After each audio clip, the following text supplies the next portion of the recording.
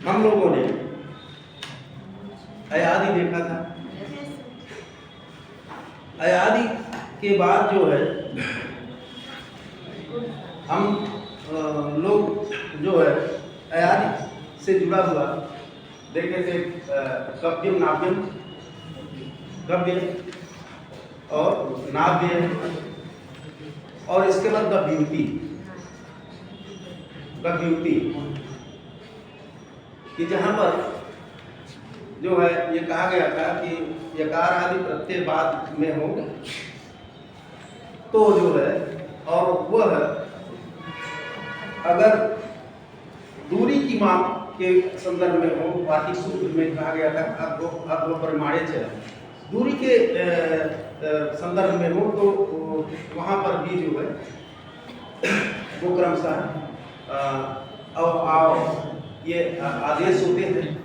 तो इसको भी हमने देखा था। लेकिन अगर दूरी के संदर्भ में नहीं है, वहाँ दूरी के संदर्भ में था वार्तिक में, अगर वह दूरी के संदर्भ में युति नहीं है तो फिर वो जो है वो पूर्व वाला आदेश नहीं होगा। तब वो धन युति, अगर क्योंकि हमारे कोश में लिखा गया है कि युति का क्या अर्थ है, तीन पर्यायवाची उसकी बताई गई है। स्त्री कोशम युग्मम इत्यमरा, अमर कोश में लिखा गया स्त्री कोशम युग्मम इत्यमरा, अमर कोश में बताया गया। तो स्त्री युक्त का अर्थ स्त्री भी आता है, युक्ति। और इसके बाद क्रोश यानी दूरी का मापक कोश, और युग्म यानी जहाँ पर जोड़ा, युग्म युग का अर्थ है जोड़ा, उसके अर्थ में भी है। अगर दूरी के मापक के संदर्भ में है तब यह आदेश होगा, नहीं तो अगर जो है जोड़े के अर्थ में है, वो युक्ति दो गाय, तब वहाँ पर वो जो है वो धन युक्ति ही वही युक्ति बना रहेगा, होगा और आदेश नहीं होगा, बल्कि क्योंकि वह दूरी का नहीं है, यकार दूरी का नहीं है, तो इसलिए वो युक्ति ही बना रहेगा। तो यहाँ केवल दूर, इसीलिए उन्होंने लिख दिया कि अध्व परिमाणिच, परिमाण में भी ये होगा। अगर परिमाण नहीं है, दूरी का मापक नहीं है, तो फिर अव आदेश होगा, अव आदेश नहीं होगा, वो युक्ति ही बनेगा। ये आपके पुस्तक में दे दिया गया है, इसलिए जो हम इसको यहाँ स्पष्ट कर देना चाह रहे हैं, ये छूट गया था। हाँ, अब आगे जो सूत्र है वो सूत्र है, देखिए सूत्र है अदेन गुणा, अदेन गुणा, अदेन गुणा। जो अदेन गुणा ये सूत्र है, ये कहता क्या है, इसकी वृत्ति क्या है? अदेन गुणा की कार्य है कि अत एन च गुण संज्ञा से, क्या कर रहे हैं? अत एन च गुण संज्ञा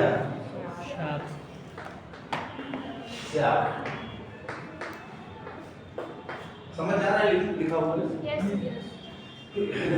अत एक गुण संज्ञा से, ये सूत्र जो है सूत्र आपने पढ़ा, अदेन गुणा, ये गुण संज्ञा करने वाला सूत्र है।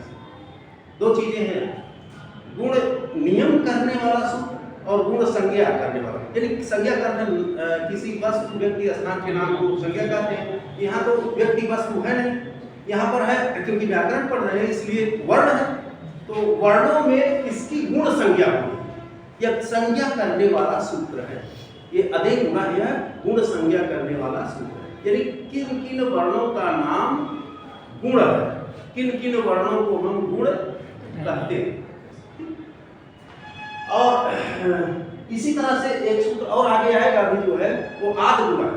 आद गुणा ये गुण विधायक सूत्र है, विधि नियम बनाने वाला की ये परिस्थिति आई तो गुण संधि होगा।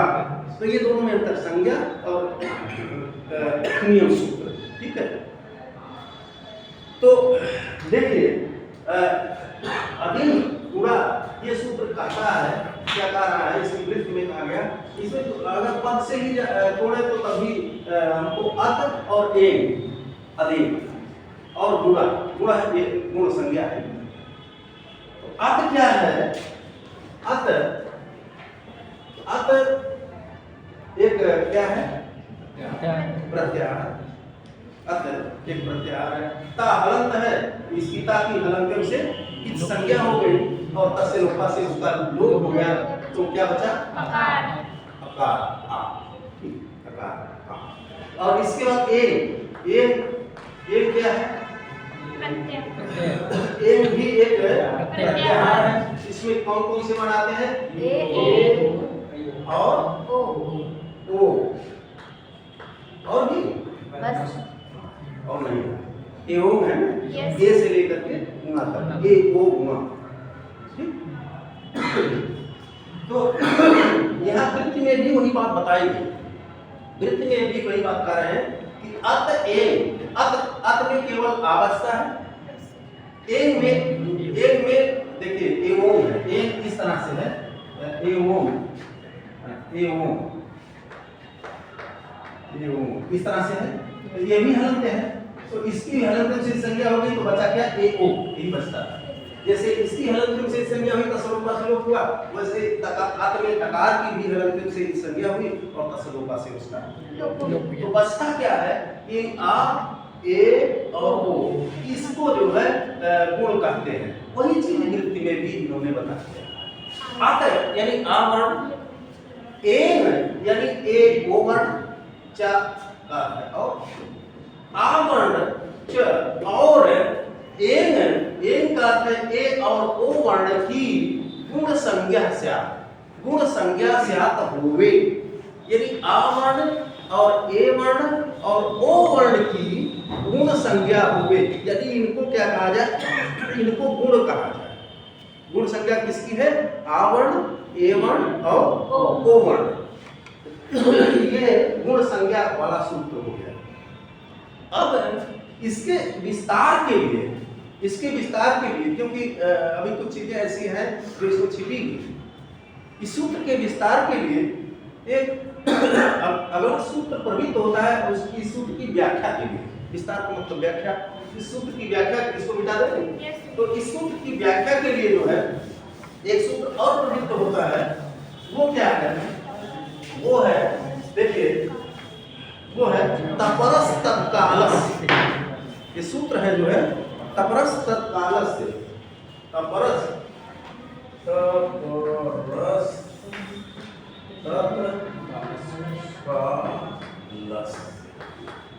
ये भी शब्द कितना है? एड्रेस एक शब्द। हाँ, तपरस तत्कालस, ये जो है ये सूत्र, ये उसकी इस आदेश की जिसकी गुण संज्ञा होती है उसकी व्याख्या कर रहा है। उसमें जो अस्पष्ट चीजें अभी है जो है उसको बता रहा है। तपरस तत्कालस, इसकी वृत्ति में दिया गया, क्या दिया गया? इसकी वृत्ति में दिया गया कि ता परो अस्मात् सच, ठीक हो, ता परो यस्मात् स च, तात क्या है? तात परस जो चार्य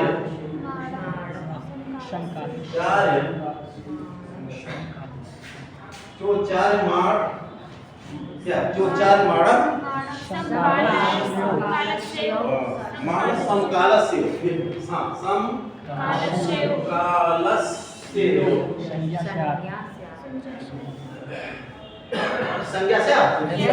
संज्ञा से तपरस तत्कालस्य, ये सूत्र जो है ये कह क्या रहा है? ये देखिए, अगर हम इसके इस शब्द को जो है इस सूत्र को तोड़ दें तो भी जो है हमको कुछ अर्थ कुछ हद तक जो हम उसके समीप पहुंच जाते हैं। तपर वाला है तपर, और दूसरा पद है क्या?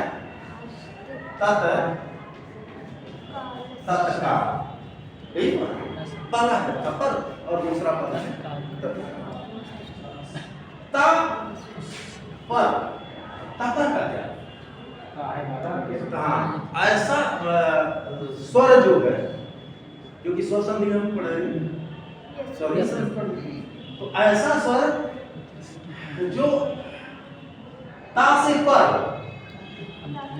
पर का मतलब बाद में, जैसे मान लीजिए आ, यह जो है ता के बाद में एक हो गया, तपर का दो अर्थ हो जाता है, तपर का, इस तपर का दो अर्थ होता है। ऐसा स्वर जो है जो किसके बाद में हो, तपर या ता के बाद में, एक अर्थ हो गया। और दूसरा तपर के बाद में हाँ, तपर ता है पर यानी बाद में जिसके, ता है बाद में जिसके, अर्थात ऐसा स्वर जो ता के पहले हो गया, ता है बाद में जिसके, यानी स्वर पहले हो गया, तो तपर का अर्थ दूसरा अर्थ ये हो गया।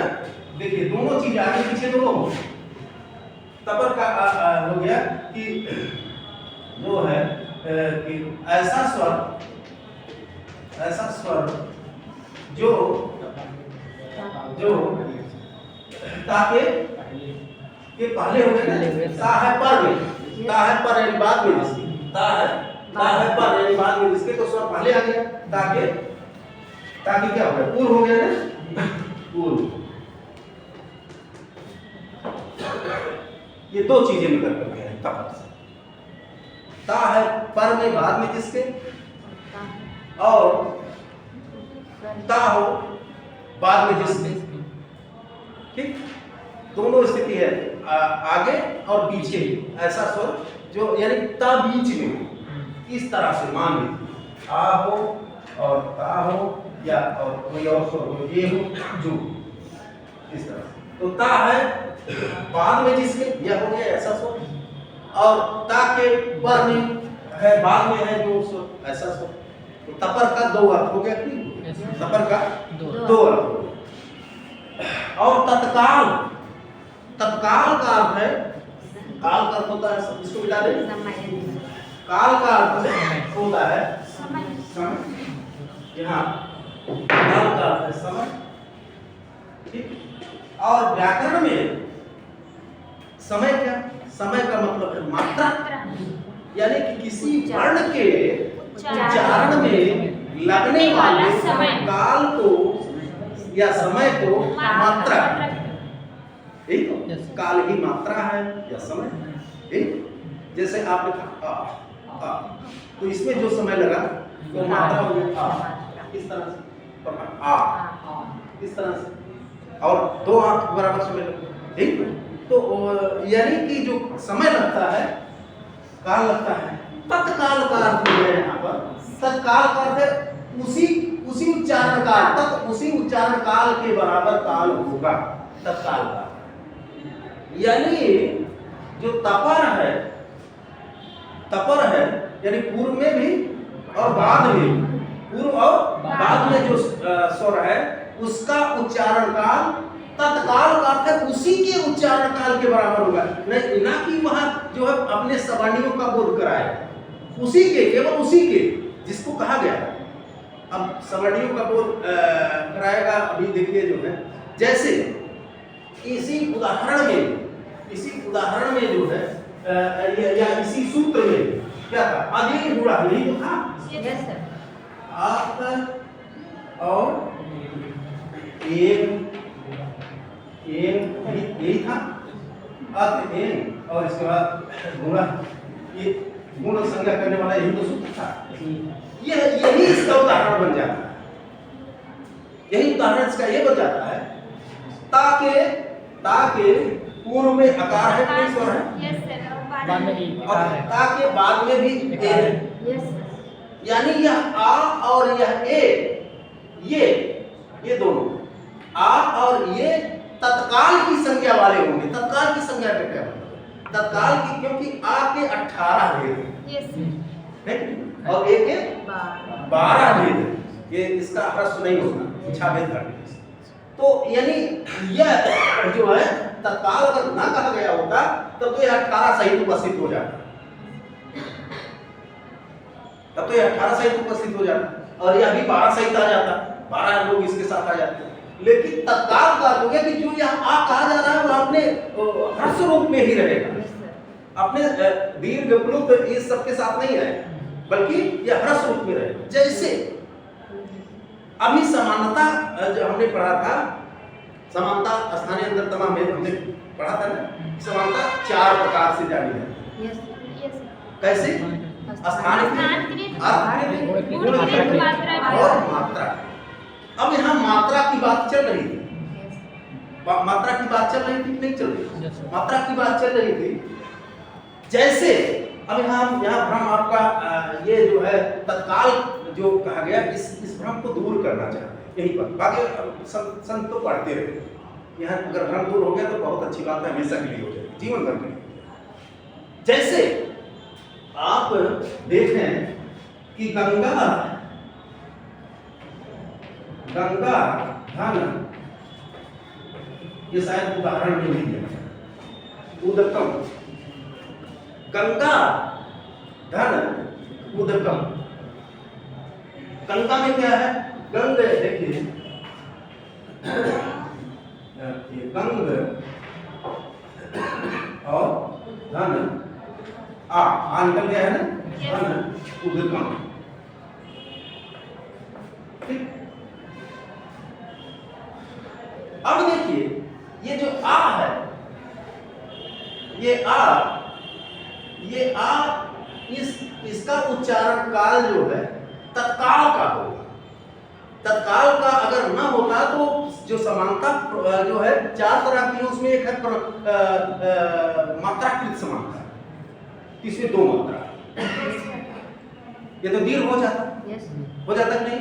ये दीर्घ हो जाएगा। और इस एक और इससे मिल रहा तो एक मात्रा ये भी हो गया, तो 3 हो गया, तो 2 से अधिक 3 हो गया, प्लुत, यानी इसका प्लुत उच्चारण हो जाएगा, ओ गंगोदकम, ओ गंगोदकम, इस तरह से प्लुत उच्चारण हो जाएगा। इससे बचने के लिए गंगोदकम, क्योंकि दो मात्रा, एक 3 मात्रा, तो ये प्लुत हो जाता कि नहीं हो जाता? ये प्लुत हो जाता। इससे बचने के लिए इन्होंने कहा तत्काल, तपरा तत्काल, यानी कि उसी वो जो स्वर है वो तत्काल का, अगर ह्रस्व है तो ह्रस्व, दीर्घ है तो दीर्घ, और जो है जो भी है कुल व्यवहार में है नहीं, कुल जो है वेद का विषय जो है, तो लेकिन बोला तो जाता ही है। तो ये जो है ह्रस्व है तो ह्रस्व, दीर्घ है तो दीर्घ, अपने समानियों सहित नहीं आए, तत्काल का मतलब है। ठीक है, अब इसके उदाहरण, ये बात समझ में आई। इसी को जो है तपरस तत्कालस से ये जो कहा गया, देखिए कहा गया कि तह परो, तकार से परो का अर्थ है बाद, यस्मात् सा, तकार के बाद जो है वह, यानी जो स्वर है वह, ये वृत्ति भी वही बात कर, इसको मिटा दे रही है, वृत्ति भी वही बात कह दे रही है, यानी कि जो मात्रा की जो है असमानता हो जाती है, क्योंकि वह प्लुत ओ का उच्चारण होता है, वो का उच्चारण क्या हो जाता है, 2 यहाँ और ये मिलकर के 3 हो जाते हैं। तो कहा नहीं है कि एक मात्रो भवेद ह्रस्वः त्रिमात्रो दीर्घम उच्यते, और त्रिमात्रस्तु पुरुषो जो जिसमें 3 मात्रा उसको प्लुत गेया जानना चाहिए। व्यंजनांच अर्धमात्रिकम, व्यंजन को आधा मात्रा में जानना चाहिए। यही तो ये हम पहले इसके संज्ञा प्रकरण में जान चुके। तो इसीलिए तपरस तत्काल ये कहा गया जो है, यह गुण संज्ञा में, कहीं ऐसा ना हो कि आप 3 कहते तो गंगोदकम इस तरह से हो जाए, गंगोदकम, वो केवल अपने जो है दीर्घ, क्योंकि दीर्घ किसके के साथ है, वो दीर्घ का ही बोध कराएगा, और का नहीं, ह्रस्व का फिर नहीं कराएगा, या प्लुत का नहीं कराएगा। इससे ह्रस्व और प्लुत का दोनों का निवारण तपरस तत्काल हो गया। अब देखिए ये वृत्ति भी वही कार्य, तः परो यस्मात्, तः परो यस्मात्, ता यानी तावर्ण, तावर्ण परा का अर्थ बाद में आया, जिसके यस्मात् जिसके बाद में है, जिसके जिसके ऐसा स्वर, ठीक, ऐसा स्वर, और साचा वाह। ता वर्ण बाद में है जिसके ऐसा वह स्वर और तात पर और ता के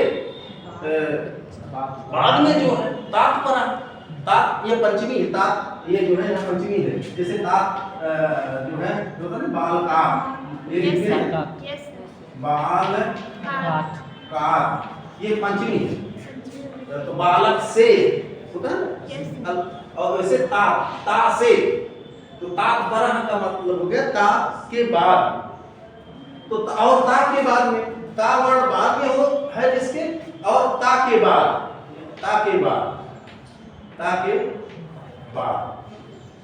उच्चार्यमाण जो स्वर है वो कह रहे हैं कि उच्चार्यमाण माण समकालस्य हो। और जो समकालस्य अपने समकाल ही होगा। समकाली हो यानी ह्रस्व हो तो ह्रस्व, दीर्घ है तो दीर्घ संज्ञा से यानी समकाल संज्ञा वाला होगा। ये नहीं कि अपने समस्त सवर्णियों का बोध करा देगा, सवर्ण का बोध नहीं करेगा, जैसा है वैसा ही रहेगा। चाहे उसमें 2 जुड़ जाए चाहे 3 जुड़ जाए और चाहे 1 हो जाए, लेकिन जो है वही रहेगा, वो अपने सब सवर्णियों के साथ नहीं रहेगा। ये सूत्र जो है इस गुण संज्ञा में जो आगे होने वाला है। नहीं तो आप उत्कम जब सिद्ध करते तो वहाँ कहते कि वो तो दीर्घ है, क्योंकि मात्रा के आधार पर भी तो समानता देखी जाती है। वो दीर्घ है और वो भी एक मात्रा जुड़ जा रहा है, तो दो मात्रा हो गया था, एक 3 तब तो प्लुत हो गया, प्लुत आदेश हो जाएगा।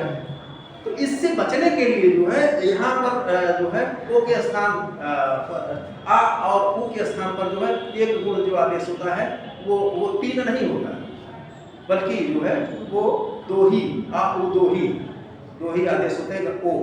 वो आदेश हो जाता है, प्लुत ना नहीं होता। ये नहीं कि वो उसको अंगा का 2 जोड़ लिए, आ का 2 जोड़ लिए और उ का 1 कर दिए, 3 कर दिए, प्लुत ओ नहीं, बल्कि यह वह क्या होगा दीर्घ ओ होगा। प्लुत ओ नहीं बल्कि वह दीर्घ ओ ही। ठीक है, इसके निवारण ये स्पष्ट है कि नहीं? किसी को कोई संदेह शंका नहीं? हाँ, अब देखिए इसको मिटाना। अब आगे जब ये आप जान गए कि गुण किसकी संज्ञा है और जो है जो तपर है यानी ता से पूर्व या ता से बाद में जो स्वर है वो तत्काल उसकी भी तत्काल संज्ञा होती है। तत्काल संज्ञा से अर्थ है कि वह अपने सवर्णियों के साथ उपस्थित नहीं होगा, जैसा रहेगा वैसा ही उपस्थित होगा।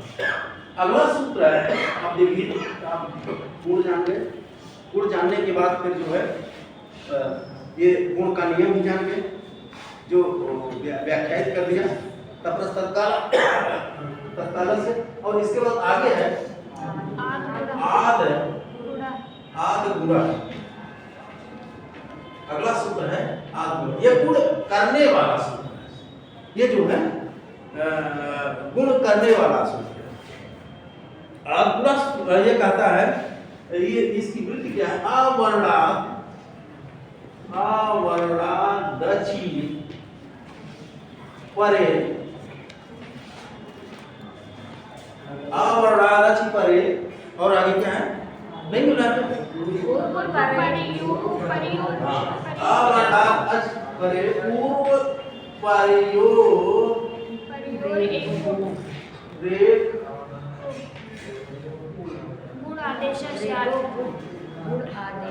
गुणादेश एक में कर देते हैं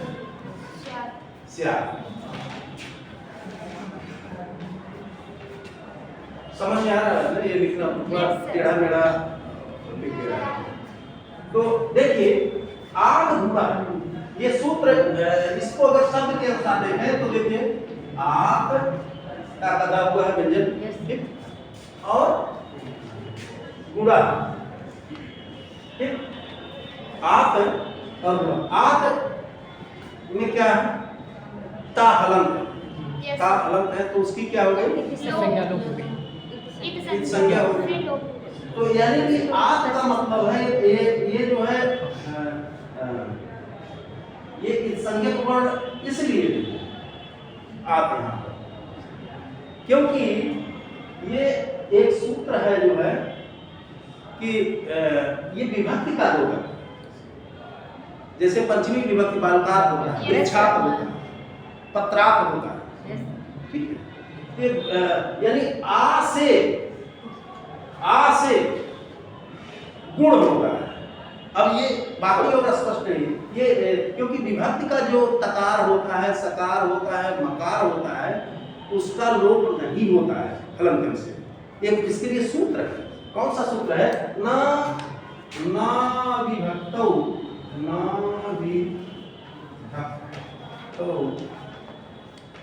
तुष्मा, ना विभक्तौ तुष्मा। ये ना विभक्तौ तुष्मा एक सूत्र है। ये कहता क्या है? जो आप लगातार हलंत से संज्ञा कर देते थे, तस्लोका श्लोक कर देते थे, इसका विरोधी हलंत का ये विरोधी है। कहता नहीं, हम 3 लोगों को बचाएंगे। विभक्ति का अंश अगर कोई हलंत वर्ण है, देखिए ना अविभक्त, जो विभक्त ना विभक्त, देखिए ये क्यों ना विभक्त तुष्मा, यानी विभक्ति का अंश अगर तू का अर्थ तवर्ग हलंत है, सा का अर्थ अगर सकार हलंत है, मा का अर्थ अगर मकार हलंत है, और वहाँ विभक्ति का अंश है, वहाँ विभक्ति का अर्थ है। जैसे बालकात जब बन जाएगा, आप बालकात जब बनाएंगे तो इसका लोप आप नहीं कर सकते कि हलंत से इसका भी लोप कर दें। क्यों? क्योंकि इसमें विभक्ति लगी हुई है। तो ना विभक्त तुष्मा का अर्थ हो गया कि विभक्ति के अंश का अर्थ है ताका, सा का अर्थ है साका, इस तरह से साका, तू का अर्थ है ताका, और माँ का अर्थ है माका। विभक्ति में अगर है तो उसका लोप नहीं होगा। ये उसका बाध करता है, इसका हलंत का, कि हम 3 लोगों को बचाएंगे। विभक्ति का शर्त है कि विभक्ति का अंश होना चाहिए, तो इसलिए ये पंचमी का बोधक है, इसलिए जो है इसका लोप नहीं हुआ। तो आत गुणा, ये सूत्र कहता क्या है कि अवर्णात् अच परे पूर्व परेयो रेक गुण गुणादेश स्यात्। हाँ, रेको यहाँ रेका कर देते तब भी सही था, जो है ठीक है। एक हेको तो यहाँ विसर्ग होना चाहिए था, तब ये सही हो जाता। चलिए चुका। हाँ, तो अवर्णात् अच परे पूर्व परेयो रेको गुणादेश स्यात्, ये जो है आगुणा का है। यानी अवर्णात्, देखिए बता दें, अवर्णात् यहाँ भी पंचमी है, यहाँ भी पंचमी है। हाँ, अवर्णात्, अवर्ण से, यानी अवर्ण से परे अच, परे का अर्थ है बाद में, अच का अर्थ है स्वर। अब बार अच आया है, तो अवर्ण के बाद में अगर कोई स्वर हो, अब अवर्ण वो ह्रस्व भी हो सकता है, दीर्घ भी हो सकता है, ये ध्यान दें, वो ह्रस्व भी हो सकता है, दीर्घ भी हो सकता है। अवर्ण के बाद अगर जो है कोई स्वर हो, अब अवर्ण है, मान लीजिए ये है या ये है, इसके बाद कोई स्वर हो, आगे कोई भी स्वर हो, तो जो है कहा है कि पूर्व प्रयोग कोई भी स्वर हो, जैसे मान लीजिए ई हो, ऊ हो, ई ऊ, और इसके बाद री हो, और इसके बाद आ यहाँ करके फिर जो है ली हो, आदि। ये हम देखिए, आवर्ण के बाद अगर कोई अच है, अवर्णात् अच परे यानी इसको कोई स्वर वर्ण है, तो पूर्व प्रयोग, पूर्व और पर, तो पूर्व प्रयोग, पूर्व और पर यानी इन दोनों के, पूर्व प्रयोग द्वयो, इन दोनों के स्थान पर एको गुण आदेश आस्या, एक गुण आदेश होगा। गुण कितने हैं? गुण है आ, ए और ओ, यही तो देखना भी आपने लिखा। गुण कितने हैं के? आ, ए, ओ, एक ही गुण आदेश होगा। कारण है कि आ वर्ण के बाद अगर स्वर है, आ वर्ण के बाद शर्त एक आय होना चाहिए, ह्रस्व या दीर्घ। उसके बाद अगर कोई स्वर है तो ये जो है पूर्व प्रयोग एक गुणा आदेश आस्या, पूर्व और पर दोनों के स्थान पर, इसके दोनों के स्थान पर एक गुण आदेश होगा। गुण 3 है, उसमें से केवल एक ही आदेश होगा। ये आगुणा के सूत्र। जैसे अब जैसे उदाहरण के रूप में आप देख, इसको हम मिटा रहे हैं। जैसे आप देखिए क्या उदाहरण दिया गया है, हाँ, जैसे दिया गया है उपेंद्र, उपेंद्र, उप का अर्थ है समीप और इंद्र का अर्थ है इंद्र के अर्थात भगवान विष्णु कहा गया, कृष्ण कहा गया, विष्णु के संदर्भ में हरि कहा गया, जो उपेंद्र, उपेंद्र कृष्ण, ठीक है, या विष्णु, ठीक है। उपेंद्र, उपेंद्र ये कहा गया, इसका विच्छेद क्या होगा? इसका विच्छेद है इंद्र, उपधन इंद्र या इंद्र है, उपधन इंद्र कर दिया, उपधन इंद्र कर दिए। अब ये देखिए यहाँ पर जो है उप में क्या है? आ। इस तरह से अगर आप लिखें तो पता चल जाएगा। उप अलग इसको निकाल दिए और ये क्या है? आ वर्ण है और आगे क्या है? इंद्रा, इंद्रा का ई है, तो आ वर्ण के बाद अच है, आ वर्ण के बाद अच है, अच परे, तो पूर्व प्रयोग, पूर्व यानी इसके प्रयोग, इसके इस दोनों के स्थान पर एको गुण आदेश आ जाए, इसमें से एक आदेश हो जाए। कौन सा आदेश होगा? अब हम कैसे कैसे करेंगे? अब इसमें तीन है समस्या हमारे सामने आ गई। तो एक सूत्र आप पढ़ चुके हैं, स्थानीय अंतर्तम, उच्चारण स्थान में जो सदृशतम यानी स्थान में समानता चार तरह का है, आप जान ही रहे। तो स्थान की समानता सबसे बलीय मानी जाती है, सबसे बलीय स्थान की समानता मानी जाती है। तो स्थान को हम देख लेते हैं। अब इसका उच्चारण स्थान क्या है? इसको पहले हम इसको जानते हैं। इसका उच्चारण स्थान क्या है? इसका आ का उच्चारण स्थान क्या है? कंठ है, यही तो। और ई का उच्चारण स्थान, ई का उच्चारण स्थान क्या है? तालु। अब देखिए हमको दो चीजें मिल गई, ये कंठ है, ये ताल। कैसे? आपको विसर्जनीय नाम कंठा, इचु ये साना तालु। ये कंठ हो गया, ये ताल हो गया। अब हमको पता चल गया कि आ कंठ से उच्चारित होता है और ई ताल से उच्चारित, और इन दोनों के स्थान पर एक ही गुण आदेश होना है। गुण कितने हैं? तीन हैं, आ, ए और ओ, तीन ही गुण। अब उसमें देखिए कि कोई कंठ और ताल है कि नहीं। अब देखिए आ जानना है कि आप कंठ है, और वो जानना है वो दोस्तों कंठोष्ठम, कंठ और ओष्ठ है। ताल तो छूट गया, यहाँ कंठ छूट गया, यहाँ कंठ ओष्ठ हो गया। कंठ कंठ तो दोनों मिल रहा, लेकिन ताल छूट गया। ए का उच्चारण स्थान क्या है? ए दैतो कंठ तालु। अब देखिए कंठ ताल हमको चाहिए था, तो ए दैत यानी ए और ऐ ये कंठ ताल से उच्चारित होते हैं। ए धन ऐ या ए और ऐ ये कंठ और ताल से, कंठ और ताल से।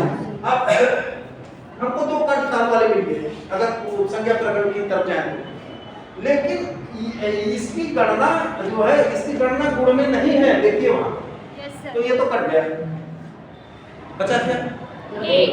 बचा ए। तो इसका मतलब जो है आ ई के स्थान पर क्या आदेश हो गया? ए आदेश। किससे? आधुला से।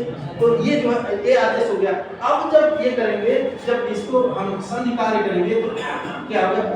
पा में ए आ गया तो हलत हट गया, उसके बाद ए हो गया।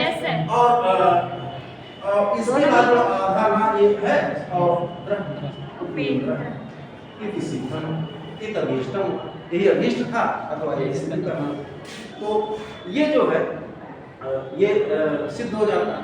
इसी तरह से इसी तरह से जो है गंगोदकम अलग क्या है? गंगोदकम, गंगा धनोदकम, यही ना? इसको भी देखें, गंगोदकम, गंगा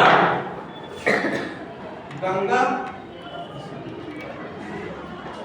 गंगा धन उदकम, गंगा धन उदकम। अब ये देखिए यहाँ पर गंगा में, अभी इसको हमने लिखा भी था, ठीक है? गंग ये धन के हो गया, और इसके बाद धन आ और धन उ। देखिए उपेंद्र में ह्रस्व आ था, Yes, और sir, यहाँ पर इसमें दीर्घ। दीर्घ। ये जो है तो ये इसका उच्चारण स्थान क्या है? कंठ है और इसका उच्चारण स्थान ओठ है, यानी कि दीर्घ आ का उच्चारण स्थान है कंठ है, या आ का उच्चारण स्थान कंठ हो गया, और ऊ का उच्चारण स्थान क्या हो गया? ओष्ठ। ऊ का उच्चारण स्थान ओठ हो गया, ओष्ठ ओष्ठ ये हो गए। हम इसको जानते हैं, ये हम मान के चलते हैं कि इसको आप जानते हो, ठीक, इसको आप जान रहे हैं। अब जो है अब कंठ ओष्ठ इसमें कौन सा है? तो आ कंठ से है, ए है तो कंठ तालु है, लेकिन ओठ नहीं अभी मिल पा रहा है। ओ दो तो कंठोष्ठम, तो कंठोष्ठ हमको अभिष्ट था, Yes, तो yes. ओ दो तो कंठोष्ठम, तो इन दोनों के स्थान पर क्या आदेश हो गया? ओ। ओ क्या? ओ, यही तो एक Yes, आदेश होगा, Yes. ये हो गया ओ कंठोष्ठ, तो यहाँ भी दोनों के स्थान पर ओ आदेश हो गया। और जब आप मिलाएंगे तो ये जो है क्या क्या बन के आएगा? गा, और इसके बाद ये था यहाँ हलंत था, तो ये हलंत है, जब ये स्पीच होएगा तो हलंत हट गया, ओ की मात्रा हो गई, और इसके बाद